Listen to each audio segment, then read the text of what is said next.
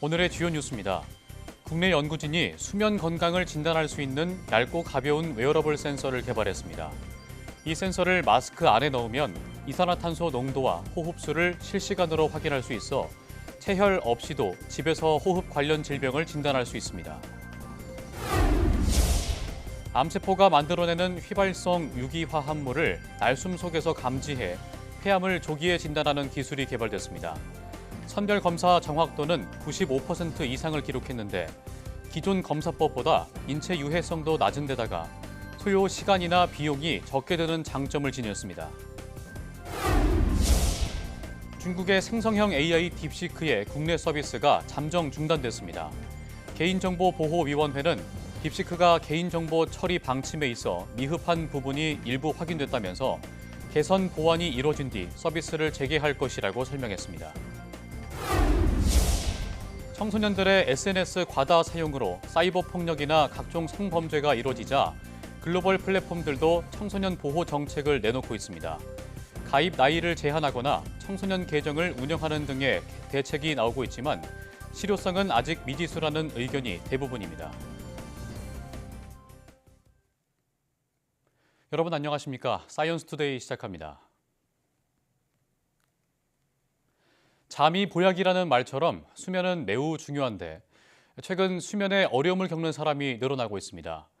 국내 연구진이 내쉬는 숨의 이산화탄소 농도를 측정해 실시간으로 수면 건강을 진단할 수 있는 웨어러블 센서를 개발했습니다. 임늘솔 기자가 보도합니다.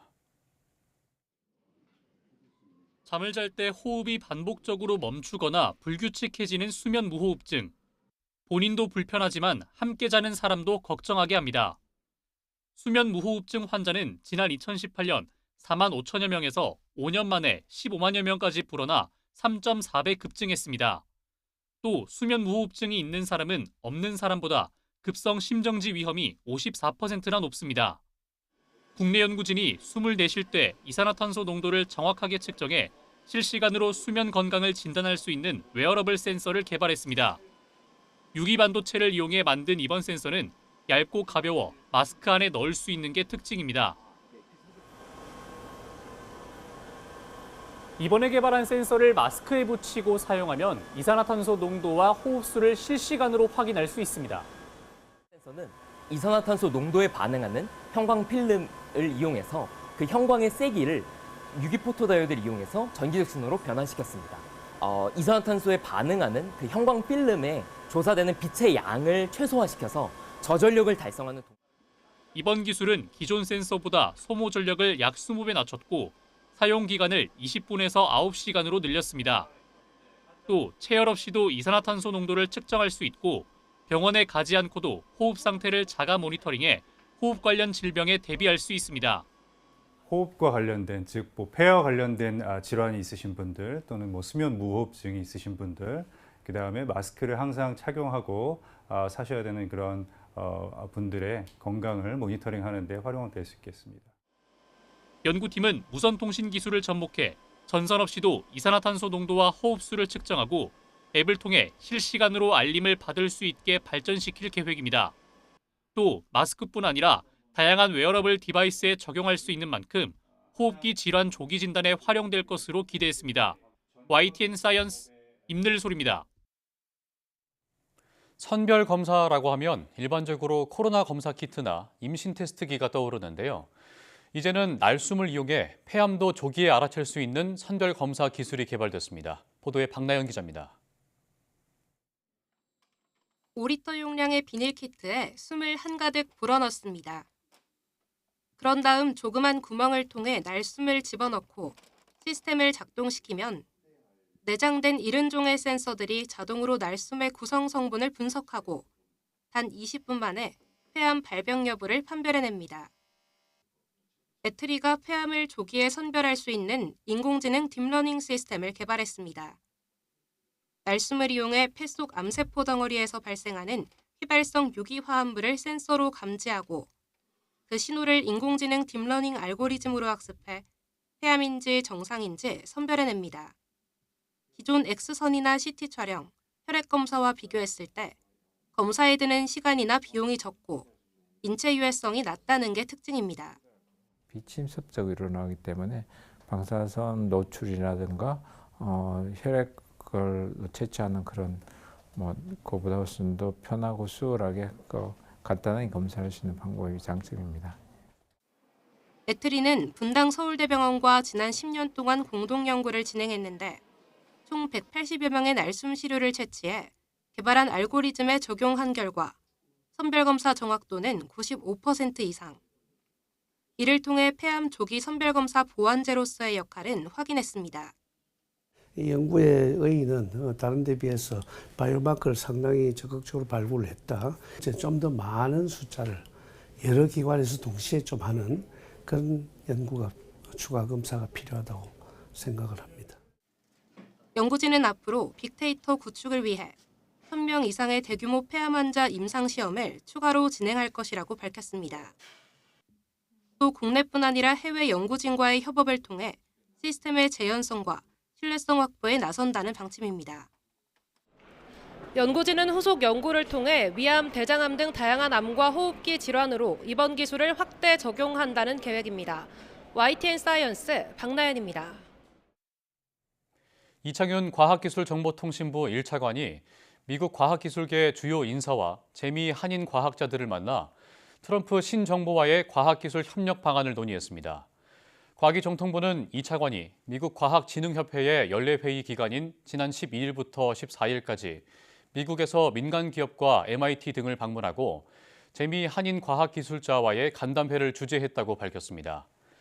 특히 14일에는 미국 과학한림원장과 미국 과학진흥협회 CEO와 각각 면담하며 트럼프 행정부의 과학기술 정책 방향을 듣는 동시에 한미 과학기술 협력의 중요성과 필요성을 지지해달라고 요청했습니다. 또 보스턴 바이오 클러스터의 핵심 인프라를 둘러보고 국내 바이오 혁신 생태계와 바이오 유망 기술에 대한 체계적인 지원책을 모색했습니다. 카이스트가 대만의 3대 기업 중 하나인 포모사 그룹과 바이오 의료 분야 협력을 추진합니다. 두 기관은 카이스트 대전 본원에 카이스트 포모사 바이오 의료 연구센터를 설립하고 5년간 약 180억 원의 이상의 자금을 투자하기로 했습니다. 카이스트 포모사 바이오 의료 연구센터는 퇴행성 뇌질환을 가진 환자들에게 조직을 얻어 만들어진 뇌 오가노이드 뱅크를 구축하고 데이터를 확보해 노화와 질병의 근본적인 원인을 찾아낼 계획입니다. 또 2030년까지 난치성 뇌질환 치료제 10종 이상을 발굴하는 등 2,500억 원 규모의 인프라와 지식재산권 확보를 목표로 하며 이를 위해 카이스트 홀딩스와 조인트 벤처도 설립할 계획입니다. 지난 2016년 구글 인공지능 알파고와 바둑 대결을 펼쳤던 이세돌 구단이 유니스트 특임 교수로 임용됐습니다. 이 특임 교수는 1학기부터 이강수 기계공학과 교수와 공동으로 이세돌 교수와 함께하는 과학자를 위한 보드게임 제작 강의를 맡을 예정입니다. 이 수업은 이세돌 교수가 바둑 기반 보드게임 제작 경험을 유니스트 학생 교육에 활용하기 위해 마련됐습니다. 그는 보드게임을 통해 과학적 사고와 창의력을 결합하는 경험을 학생들과 나누고 싶다고 밝혔습니다. 박종래 유니스트 총장은 이세돌 교수와의 협업은 학생들에게 새로운 사고의 틀을 제공할 것이라며 유니스트 연구와 교육에 새로운 활력을 불어넣을 것으로 기대했습니다. 이 교수의 임기는 오는 2028년 2월까지 3년입니다. 인공지능 AI의 물결이 전방위적으로 밀려오고 있습니다. 챗GPT 같은 생성형 AI를 넘어 로봇이나 자율주행차처럼 물리적 세계와 연결된 피지컬 AI 시대도 성큼 다가오고 있는데요. 농업 분야에서도 그 빠른 변화의 속도를 느낄 수 있다고 합니다. 윤현숙 기자가 보도합니다. 영국의 한 채소 농장. 로봇이 고랑 사이를 이동하며 잡초만 골라 제거합니다. 주변 작물이나 흙을 피해 잡초의 생장점에만 빛을 쏘는데 인공지능 AI 딥러닝 기술이 적용됐습니다. Identifies the crop, protects that, and then identifies the weeds around it and says their enemy, I'm targeting those. And that all happens in a split second. 자율주행 트랙터가 농장 곳곳을 누비며 농부 대신 농약과 비료를 뿌립니다. 날씨 상관없이 병충해를 관리하고 살충제도 제때 필요한 곳에만 뿌려 환경에도 도움이 됩니다. It literally drives in my orchard perfectly and avoids obstacles just like it would be a human in there. It's so cool. 농작물 선별부터 수확까지 로봇이 맡아 하는 경우도 늘고 있습니다. 딸기를 심고 가지도 치고 잘 익은 것만 골라 따줍니다. 목축업 대국 호주에서는 양치기 로봇이 등장했습니다. 드넓은 평야에서 풀이 잘 자란 땅을 골라 소를 몰고 이동시킵니다. 소의 건강 상태까지 파악해 만능 양치기 노릇을 톡톡히 합니다. 로봇과 자율주행이 일상으로 들어오는 피지컬 AI 시대. 농업 분야에서도 AI 로봇이 부족한 일손을 메우고 생산성을 높이며 2마리 토끼를 잡고 있습니다. Maximising how much food we deliver for the same amount of imports, even less in terms of the imports, is what's important. And the only way we can do that is with precision agriculture, and doing that on such large scales needs robotics. YTN 윤현숙입니다. 농촌진흥청과 충남대학교 연구팀이 일반 디지털 카메라 방식보다 콩 형질을 더 정밀하게 평가할 수 있는 인공지능 AI 기반 초분광 영상 분석 기술을 개발했습니다. 농진청은 이 기술이 크기와 색상, 모양이 비슷한 콩도 95.8%의 정확도로 분류할 수 있어 기존 방식의 한계를 크게 개선했다고 밝혔습니다. 국내외 콩 자원 4,300여 개 중 대표성을 지닌 420개를 선별해 분석했으며 8개의 기계학습 알고리즘 비교 검증을 거쳤다고 농진청은 설명했습니다. 콩 종자의 고유 물질 값을 AI로 분석해 크기, 모양, 색상 등의 특성을 정밀하게 분류하며 이 정보는 향후 우수 품종 개발을 위한 유전자 연구에도 활용될 예정입니다. 농촌에서는 수확이 끝난 뒤 남은 영농 부산물을 태우는 일이 흔한데 이 과정에서 자칫 대형 산불로 번질 위험이 큽니다. 농촌진흥청이 이를 해결하기 위해 영농 부산물을 잘게 부숴 땅으로 되돌리는 파쇄 지원단을 가동하고 있습니다. 최기성 기자입니다. 들깨를 털어내고 남은 깻대를 파쇄기가 순식간에 갈아냅니다. 그동안 단단해서 주로 불로 태웠던 영농 부산물을 잘게 부숴서 다시 땅으로 돌려보내는 작업입니다. 그동안 소각은 손쉬운 처리 방법으로 여겨졌지만 화재 위험이 컸습니다. 농촌진흥청은 산불 예방과 자원 순환을 동시에 할 수 있는 영농부산물 파쇄 지원단을 전국 139곳에서 운영하고 있습니다. 아유, 최고죠. 왜냐면 저걸 부셔주니까 산불 예방도 되고요. 그리고 힘든데 저걸 끌어다가 놓는 것도 힘든데 인건비도 고령화된데 인건비도 줄여주고. 특히 파쇄 지원단은 산불 위험이 큰 산림 100m 이내 농가를 우선 방문해 작업을 돕습니다. 고령 농업인이 많은 마을은 수거부터 파쇄까지 한 번에 지원받을 수 있습니다. 파쇄 지원단 운영 첫 해인 지난해 영농부산물 파쇄량은 전년 대비 8배 증가했습니다. 영농부산물을 파쇄기로 갈아서 퇴비로 만들면 토양 비옥도가 높아지고 봄철 산불을 예방할 수 있고 그리고 또 미세먼지 발생을 줄이는 일석삼조 효과가 있습니다. 농진청은 올해 목표 처리량을 지난해보다 21% 확대한 20만 톤으로 설정하고 산불 예방 효과를 더욱 높일 계획입니다. YTN 최기성입니다. 먹이를 찾기 위해 깊고 드넓은 해양 속을 누비는 붉은 바다거북. 아무리 먼 거리라도 다시 같은 장소로 되돌아올 수 있는 비결은 무엇일까요? 화면 보시겠습니다. 이름처럼 거대한 붉은 등딱지가 특징인 붉은 바다거북. 바다거북은 먹이를 찾아 먼 거리를 이동한 후에도 정확히 같은 장소로 돌아오곤 하는데요. 미국 텍사스 A&M대 연구진이 붉은 바다거북이 지구 자기장을 이용해 지리적 특징을 학습한다는 분석을 내놨습니다. 철과 니켈로 구성된 지구 외핵에서 발생하는 전류에 의해 형성되는 자기장을 감지해 지리적 정보를 활용한다는 겁니다. 심지어는 특정 장소를 기억한 뒤 그 내용을 일종의 춤처럼 표현하는 것도 확인했는데요. 2마리의 붉은 바다거북을 양 수조에 나눠 넣고 서로 다른 지리적 위치의 자기장을 재현했더니 먹이를 받던 자기장 환경에 놓인 거북이 몸을 흔들고 특정 방향으로 움직이는 등 훨씬 적극적인 반응을 보인 겁니다.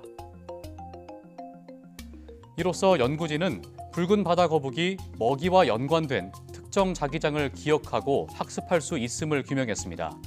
또 이런 기능이 비단 붉은 바다 거북뿐만 아니라 다른 척추 동물에게도 존재할 가능성이 크다고 봤는데요.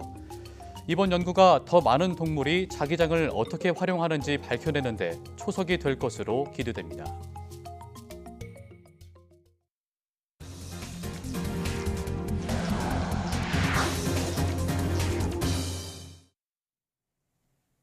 지나친 개인정보 수집 등으로 논란을 빚는 중국의 생성형 인공지능 AI 딥시크가 국내 서비스를 잠정 중단하기로 했습니다. 개인정보보호위원회는 17일 딥시크 앱의 국내 서비스가 지난 15일 오후 6시부터 잠정 중단됐고 국내 개인정보보호법에 따른 개선 보완이 이뤄진 뒤 재개될 예정이라고 밝혔습니다.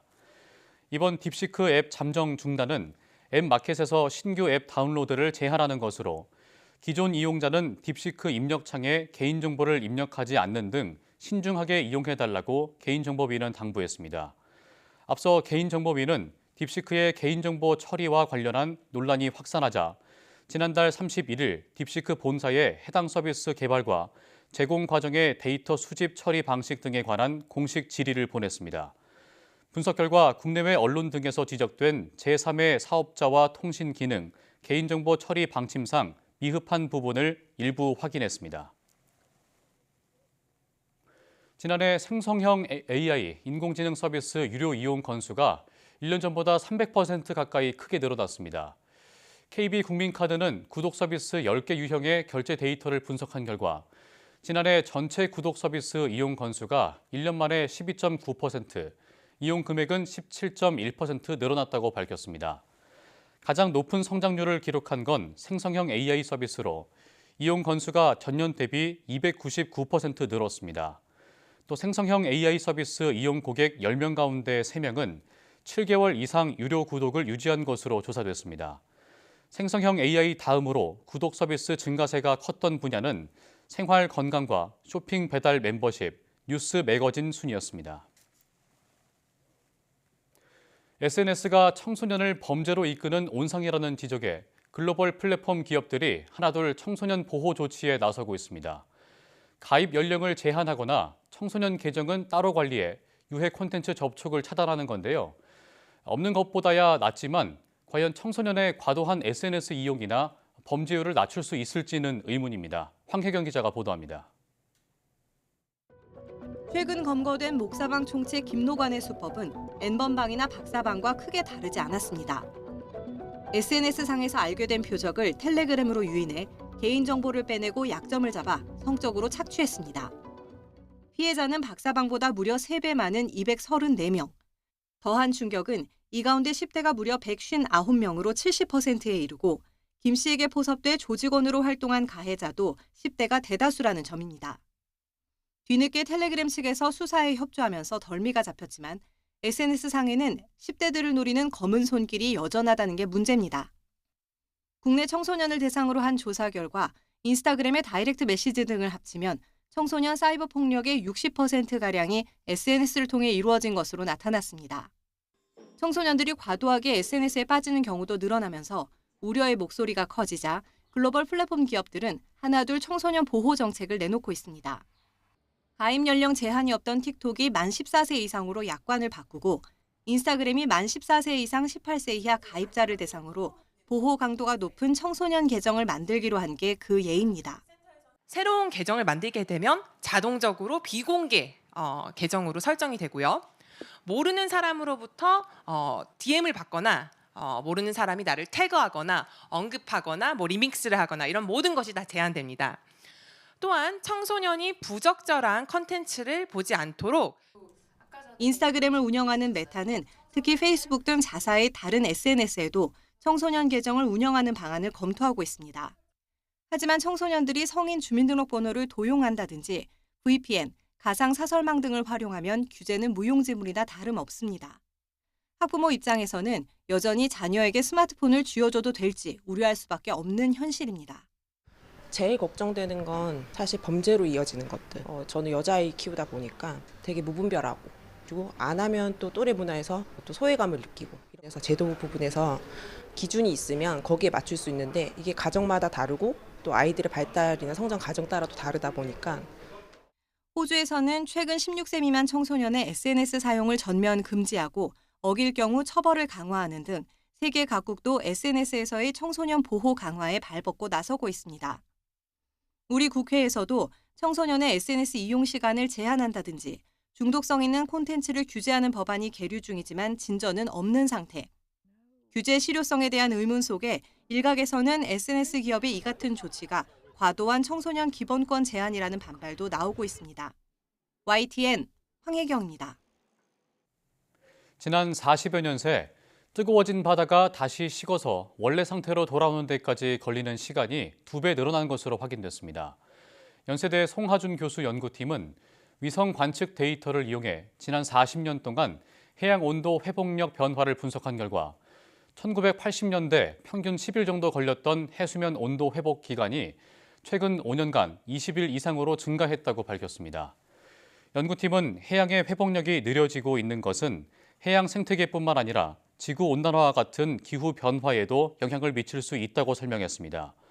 또 표층 해양의 회복력 둔화는 해양 생태계에 더 큰 열적 스트레스를 일으킬 가능성이 있다면서 해양 열파 등으로 인해 생태계가 극단적인 온도에 노출될 수 있다고 덧붙였습니다. 오렌지와 파인애플 등 지난해 신선과일 수입액이 14억 달러, 우리 돈 2조 220억 원을 넘어서면서 역대 최고 기록을 갈아치웠습니다. 한국농촌경제연구원은 지난해 바나나와 파인애플, 망고와 포도 등 12대 주요 신선과일 수입액이 1년 전보다 20.1% 증가한 14억 4,700만 달러로 잠정 집계됐다고 밝혔습니다. 역대 최대 신선과일 수입액을 기록한 지난 2018년 13억 3,200만 달러를 크게 웃돌았습니다. 신선과일 수입이 확대된 건 지난해 폭염 여파로 과일 가격이 급등하는 이른바 금사과 현상에 대한 대책으로 정부가 수입 과일 할당 관세를 확대 적용한 결과로 분석됩니다. 최근 커피 원두 가격 상승세가 심상치 않습니다. 이상 기후로 작황이 부진한 탓인데 커피값 상승이 물가 상승으로 이어지는 커피플레이션이 가속화될 전망입니다. 권영희 기자가 보도합니다. 브라질은 세계 아라비카 커피 생산량의 절반을 차지합니다.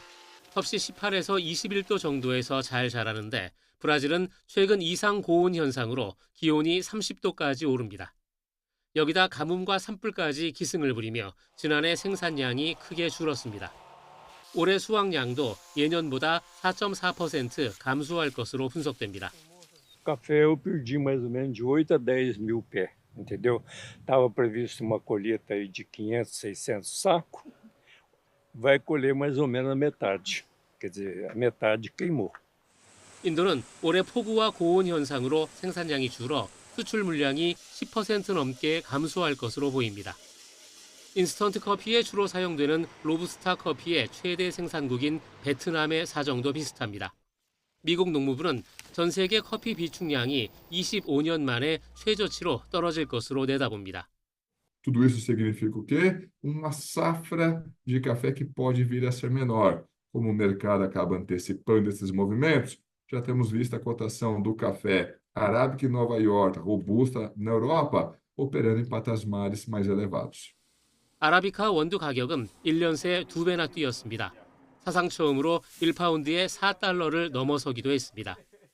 우리나라처럼 커피 소비가 많은 나라에선 커피플레이션이 우려됩니다. 실제 많은 업체가 원두 가격 인상을 이유로 줄줄이 커피값을 올렸습니다. 한국은 지난해 2조 원어치 커피를 수입했습니다. YTN 권영입니다.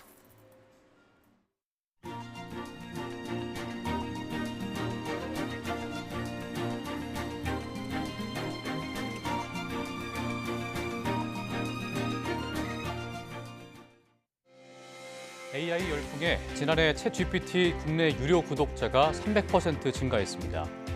구독자 10명 가운데 3명은 7개월 이상 구독을 유지했는데 그만큼 생성형 AI를 학습이나 업무 등 일상에서 많이 활용하고 있다는 건데요. 여기에 일론 머스크 테슬라 CEO가 지구에서 가장 똑똑한 AI라고 주장하며 AI 주도권 싸움에 뛰어들 예정이라 앞으로 AI 시장의 판도가 달라질 수 있을지 비추가 주목됩니다. 뉴스 마칩니다. 고맙습니다.